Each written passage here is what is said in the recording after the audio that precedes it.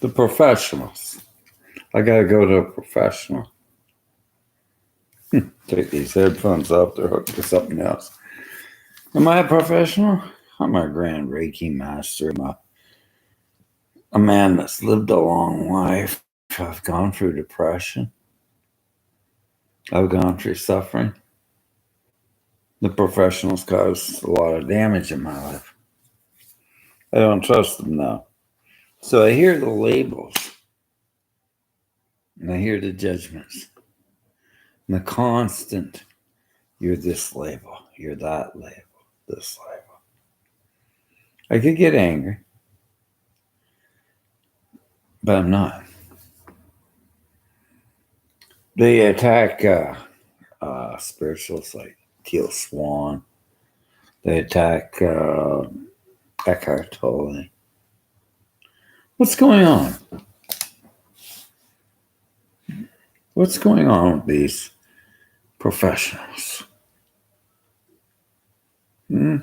Jordan Peterson, another judge. Judges. I did a journey across Canada. I came to Salt Spring Island. I met a man that was like, hey, Krishna. And he judged. He said, that person's an ego. The problem with mankind is ego. Well, those who judge the ego are the judge. So I question, I've helped people through shamanic journey, energy cutting cords, and letting them discover the path. It's all smoke and mirrors. Shamanic journeying, the shaman's method is to cut all this. So we got an illness called bipolarity. That's what they called it with me. Bipolarity. I got well with reading Dr. Abraham Hoffer, that was a psychiatrist and gave it up. He said it's a racket. It's dreadful, he said, the whole system. Psychology, psychiatry. Well, listen to Jorgen there, his analysis. Dr. Peterson. I don't know, there's people around here that are gay, transgender. That's their business. He's attacking, I'm going to discuss this. He attacked Justin Trudeau as a narcissist. Everybody in a bar room drinking wine, narcissist. He's ridiculous. He's just rubbish. He's a Nazi. I think that's where this stuff came from. Mengele did experiments on Jewish children. And they left Argentina but flooded up into South America. And the dogma permeated. So I got into Buddhist psychology. And it's a lot more simple. And transcendentalism. You know, you might not agree with me. My political view is zero growth, egalitarian society. I think it's a mental illness, elitism, and hedge funder, Ponzi schemer, and everything. I think that's a mental illness. I think the whole social collective is mentally ill. I really do. I think it's crazy as hoot. And if you come out of, I got degree education too, but I don't know it all. These are tools, accolades. That's all they are, accolades. You think you're a light worker saving the world and you're doing more harm by labeling people. But you're not giving them enough space to grow. You call yourself a psychologist. You analyze women that are this and that. I've looked at all the psychology, and I was reading Carl Gustav Jung's Red Book. It's a lot of reading there. So I think I agree with some of it, the archetypes, and he's looking at a connection to spirit, but the others don't. So we're spiritual beings, whatever we believe in, Buddhism, Hindu, Christian, mysticism. That's all right. But psychology will define you for having anything. I was reading a book, Headspace, about creativity. Do you ever hear voices in your head? Is that schizophrenia? And that probably defined it Eckhart Tolle because in his book, The New Earth, he talked about like two voices, two parts of it, the split. Now, who was else talking about that? Dr. Carl Gustav Jung in the Red Book. This is the awareness that a higher self is there, I think. But that's up to you to define. We never had things cut and dry in spiritual traditions. There were always poetry. There were interpretations because the soul is calling, doesn't interpret. Like the mind of Maya, the mind of the Kant, I think, therefore I am. So you be careful letting them define you. They'll put you on drugs and you'll be on them and they'll never get you off. Like schizophrenia, bipolar. Nick Drake had all these illnesses and he killed himself. Why? Toxic drugs. They don't cure anything. Kurt Cobain, crazy, bipolar. It's the typical. Look at her. She's on here trying to define everything. So she's got a PhD in what? Jordan Peterson's got a PhD too. I'm going to get a music degree, maybe a master's. But it's not a friggin' cupcake degree. It's the arts, man. But that might be crazy. But PhD in what? Psychobabble? I'm going to insult it. What I think of psychobabble. I went to one once. Must have been watching Seinfeld. Must have been, because she had to fill in the blanks of yada, yada, yada, yada. She's supposed to be using cognitive therapy. But she couldn't, she didn't even know her topic. She had university. But did you pass? Yada, yada, yada. So I have a Canadian military. They're messed up. They take 2 years of psychobabble. Nowhere. 2 days with a horse. They're pulling through it because they're seeing the mirror. Their horse's consciousness. That's how they work. Horses are empathic and pick up on your emotions.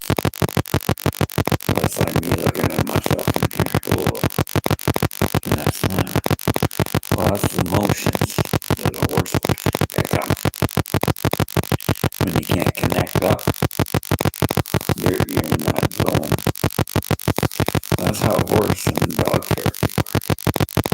They're better doctors. They don't have a PhD, they're just conscious beings. All they're not. I mentioned consciousness to these people. They're not conscious because they don't talk about consciousness. It's conscious. And the breath becomes one with the subconscious, becomes one with the conscious. That's full totalitarian living. Mindfulness. So I pause, I'm not rambling all the time. Because right now I'm trying to manifest the vibration that isn't mine. The underlying current. Silence is God. So that's what Eckhart Tolle was doing. He talks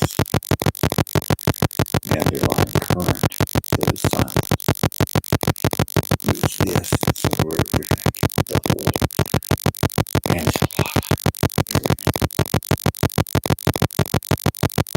You can go to one of those PhD and go to a shaman like me. You choose. You choose. See how far they get you. Come back to me if you want. They might have you hooked on drugs so you're very off those drugs. I had a hell of a time getting off it. But I got off of some natural therapies. Hell of the stuff they put me on this. But they believe you're always mentally ill. You're always mentally ill. You're never, ever going to be the same. Because it's a biochemical reaction. It's rubbish. The brain's chemical reaction acts because of the emotional problems. Actually, the whole universe is manifested through you. It's happening to you. The outside world is coming into you. Bodies everywhere. You're all empathic. You're picking it up. You're picking up the collective consciousness of everyone. I went to a shrink once. She said, do you feel it was a woman. She said, do you feel any different to me? What's over there? Oh man. Good. You know, it feels like being a man compared to you with your vagina. You know, it's a different thing, sister. Well, wasn't that subjective? Psychology, the question on diagnostics. You know, if I wanted to diagnose you, go back to your childhood, maybe. That's a long story. Go back to lifetimes. Go back to ancestral trauma in your DNA structure. We do carry from generation to generation to generation this consciousness. It never changes until we spiritually cut cords with this stuckness of ideas. It's hard. It's hard. It's called paradox. Paradigm shifts. So if the organizations against is a gay, lesbian, transgender community, a rainbow people. I'm not gay, but he's got a problem with it. So those who do not shift with the inevitable change of life suffer. He's a sufferer. And he's drawing people into his pain with his influence of his PhD in psychology. 12 steps will save your life. How about this step? How about one step? That's nothing. Accept everything. Live without fear. But don't get attached to the pain. Don't get attached to any idea. Try it. If it doesn't serve you, let it go. It's like the garbage. That's what all life is. A collection of stories. Some of those gotta be tossed out like paper and a book here. Right. It might not be good things. Burn. But I usually keep one right. But there's things I just don't want to keep. Ideologies that don't fit me anymore. It doesn't feel good. I hate people. It doesn't feel good to be jealous. It doesn't feel good to be envious. What feels good?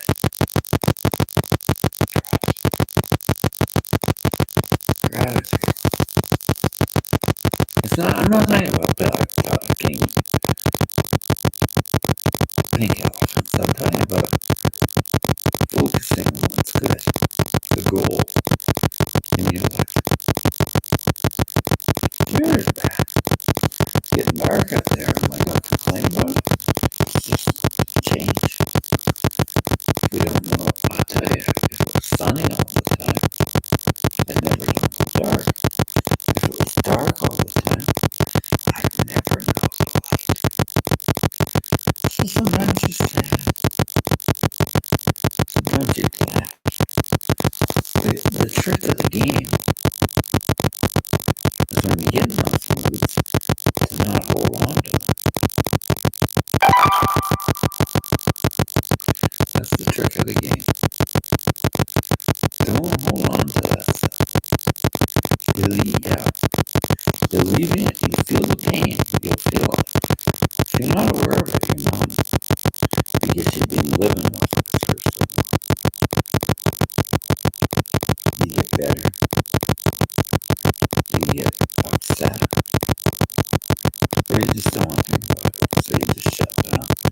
I don't want to talk about problems. I don't want to accept life as problems. I don't want to accept it as death. When you get mad, you suffer. That's why the Buddhists always meditate on their last moment of death.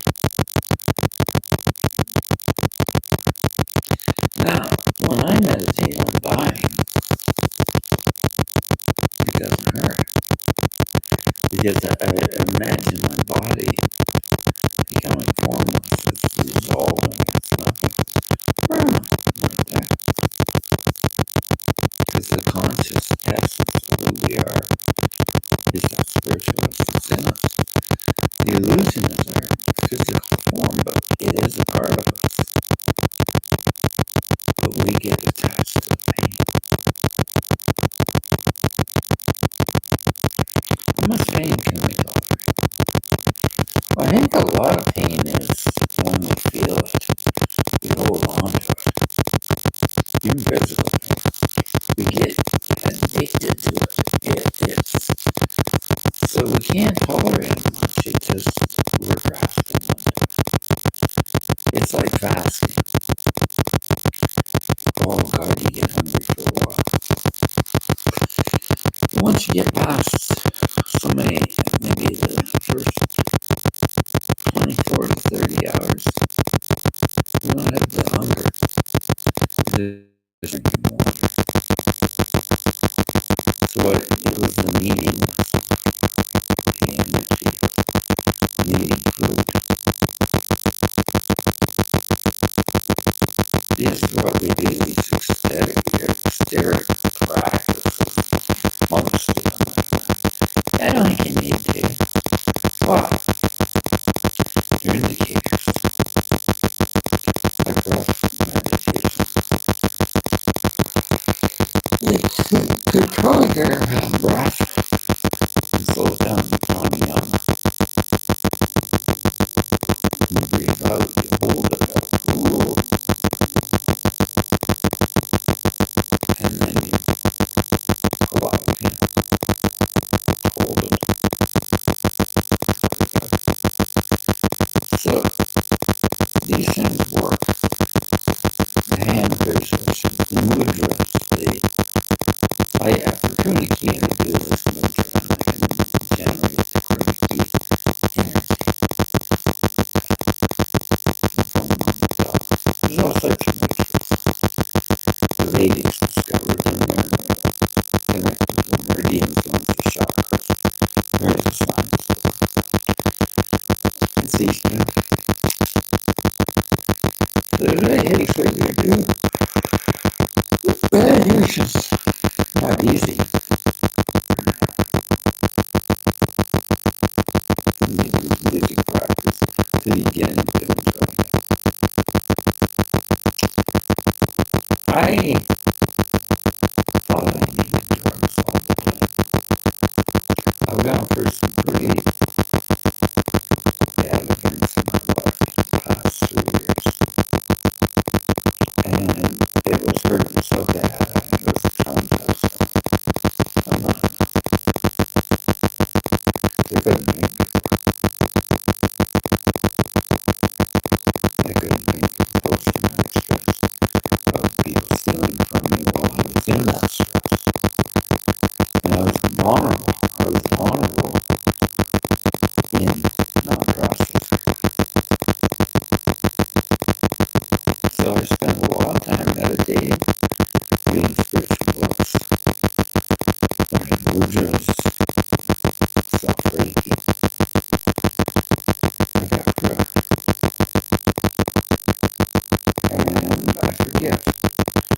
ascension is forgiveness. And that was my problem. Like, I get so raw about some jargon or see these psychologists trying to label every friggin' thing. I can't do anything about them. That's up to you if you want to buy a label. They'll sell it to you. And that's what I think of it. I think it's something but labeling. It doesn't. Once you get the label, it's a new hat, man. ADHD, I'm special. I bought that hat yesterday. New label. You glowing. Ah, special. And then that special label systems. What if it's just you being you? Unless you're breaking the law and killing people, and then they may need some help. But I think mostly it's medicating normal people with labels. And they're all on here, all the gurus and the labelers, and say you're bipolar, you're ADHD.